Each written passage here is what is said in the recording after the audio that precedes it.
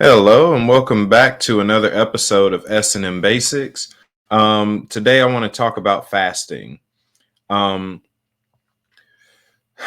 so fasting is one of those things that, as I've found in the bit of time I've been doing ministry, that people do not like, and they'll find every reason to avoid, even though it's one of the most beneficial things that we can do for ourselves. So what I'm going to attempt to do is talk about how fasting benefits us both physically and metaphysically.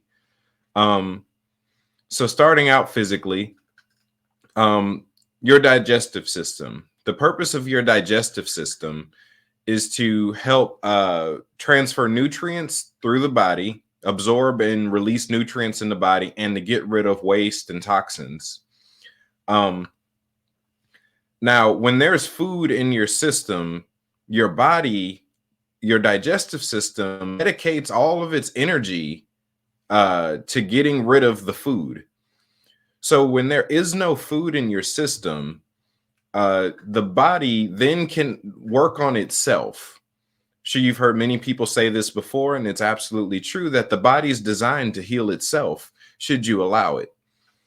So when there's no food in the system, the digestive system, and I say this for understanding purposes, but the digestive system kind of becomes a part of the immune system in which it'll begin to track down different things in the body. It'll find all the toxins that are in the body and help get rid of them. So a lot of times people aren't healed or aren't getting better health-wise because their body has never had a chance to heal itself. So after 24 hours of no food, your body starts to heal itself. That's why I always recommend, at the very least, a 24-hour fast. And that's just for natural reasons alone. Now talking about more of the metaphysical benefits of fasting, when we see, let me just address this, that no, fasting does not improve your relationship with God by any means. That's not what it's for. It doesn't help you hear God better or anything like that. God talks where God can and will talk to you, whether you have a full stomach or not. It's not what fasting's for. What fasting does is it helps you to practice self-discipline. On a psychological level, a psychic level, a soulish level, it teaches you to follow your own instructions, which is actually a exercise for authority. When you begin to function in the spirit realm, when you begin to fast, you gain access, or rather you get to exercise your own supernatural metaphysical authority on who better than yourself. Very simply put, if you don't listen to you, why should anything else? So you get to practice telling yourself no and listening to yourself. Obedience is key. So when you are able to tell yourself no and you listen for however long you're doing a fast, but I will say that it's not a fast if you're still eating food. And that's something I've seen a lot when I'm dealing with different Christians, is a lot of time they'll say, oh, I'm going to do a Daniel fast, meaning that they're going to, instead of eating the usual garbage that they eat on a regular basis, they're now going to eat fruits and vegetables and water. And yeah, Daniel chapter 1 wasn't a fast. I wish we would stop calling it that, because it wasn't. It was a protest. If you read Daniel chapter 1, they weren't fasting. It's not called a fast. That's something that modern people made up to avoid actually fasting. Daniel didn't actually fast until Daniel chapter 10, and I'll read it for y'all. It's Daniel chapter 10, verse 1 and 2. Well, Daniel chapter 10, verse says, in those days, I, Daniel, was mourning for 3 weeks. I ate no delicacies, no meat or wine entered my mouth, nor did I anoint myself at all for the full 3 weeks. If we're talking about a Daniel fast, that's the Daniel fast. So I'm used to hearing a lot of pathetic stuff from different people where They're like, when the topic of fasting comes up, and they say things like, "Oh, are you doing no food?" I'm like, "That's what a fast is." They're like, "Oh, I was gonna do like a Facebook fast or maybe a TV fast." I'm like, Facebook isn't food. Now, abstaining from those things can be beneficial, but that's not a fast. It's misdiagnosed. If you're still eating, you're not fasting. And that goes to show the level of carnality that's really common, especially in spiritual circles, in which we won't do the spiritual things right. We won't do the helpful things right. A lot of people will constantly look for a loophole to avoid doing the things that they need to do to help themselves, because fasting is only for you. It does God nothing. So let's get into some deeper spiritual things. So in relation to the inner court of the temple, I have a video on my channel already called The Temple. Maybe it's been around for maybe a year, should be a year old. But I talk about how the body, soul, and spirit are all related to the different courts within the temple.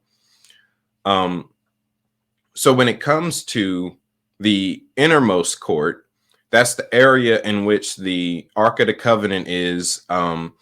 That's the place of glory. The word glory means wealth.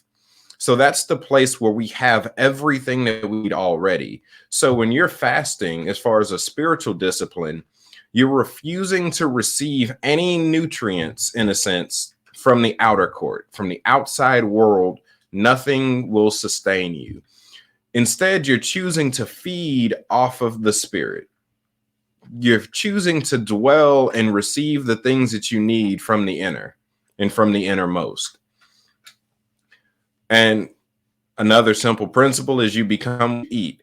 So it helps to transfigure you, in a sense, the longer you spend eating from that realm.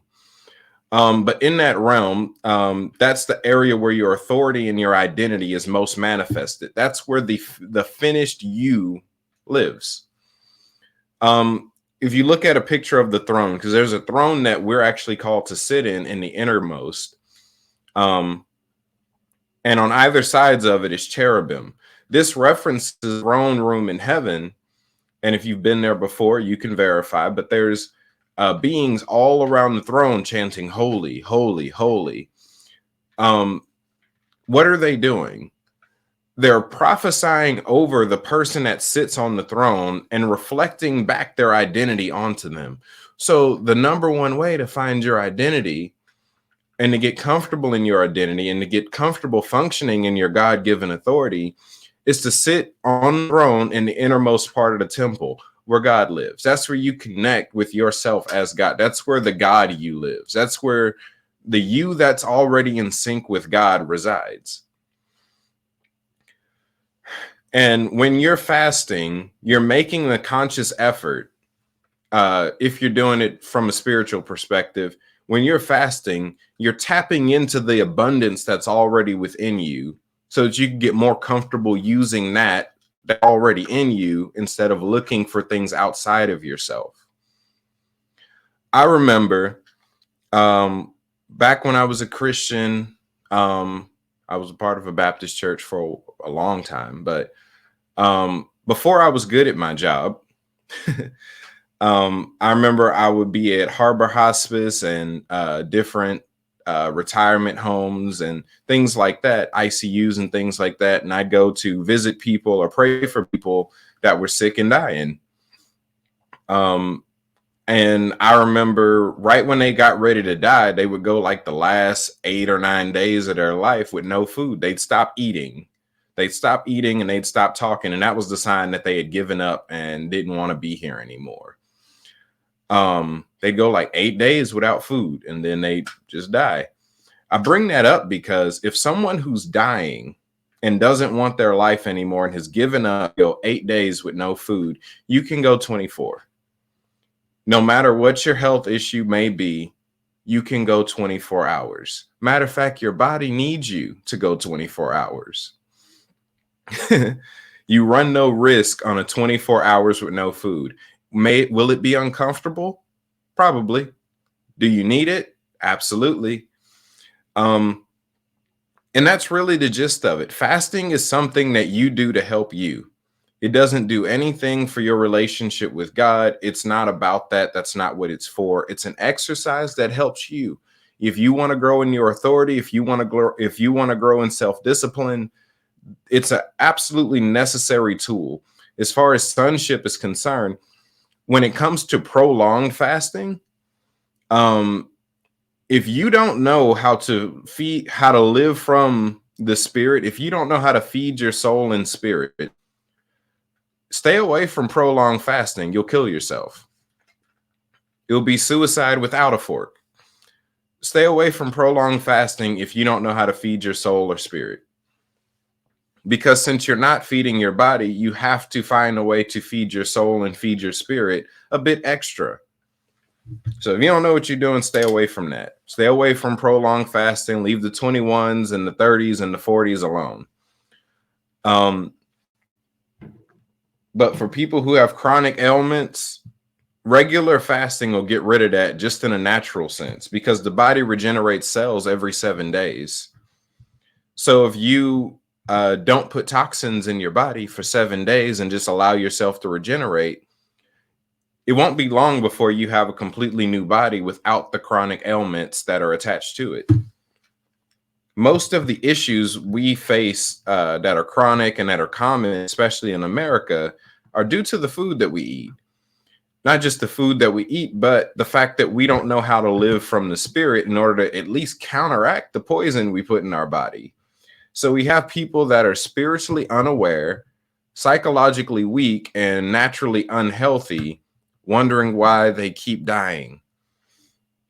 And a lot of it literally it's very intentional by the government and things like that. But as far as dieting, that'll be its own thing. I hope to get Yakai on one of my episodes of The Inner so that he could talk more about different diets and how regular things that we're eating are affecting us and things like that, because I'm not the expert in that area. I fasted a lot. I fast a lot now. I've done a 40-day fast before. I do 9-day fast. Right now, I'm on every other day. So I'm not even eating every day right now. So I'm not telling y'all to do something I don't do. This isn't from a place of hypocrisy. It works. It's helpful. You need it more than you think you do. Specifically for sons, just what the series is about. Sons and mystics, sonship and mysticism. But yeah, I've done 40-day fast. I actually remember when I did my first 40-day fast. This was in 2020, right when lockdown started. The day before, God told me to start a 40-day fast, and I said, all right, let me go get some French fries. So I went and got some French fries and started my fast the next day. I remember it was day 3. I went transparent and can see through my own hand. Funny enough, I've done 3-day fasts a bunch before then, and that's never happened. So I wonder what that was about. But fasting is necessary. Moving in the things of the spirit, moving in high-level realms, functioning in the kingdom requires a certain level of discipline, and requires a certain level of being comfortable with the abundance that's already on the inside of you. I don't want to make this too long. So that's it for this session. That's it for this video. If you have any questions, comments, leave it in the comment section. Link to my Patreon's down below. Link to my Discord server is also down below. That's it for this one. Talk to y'all later.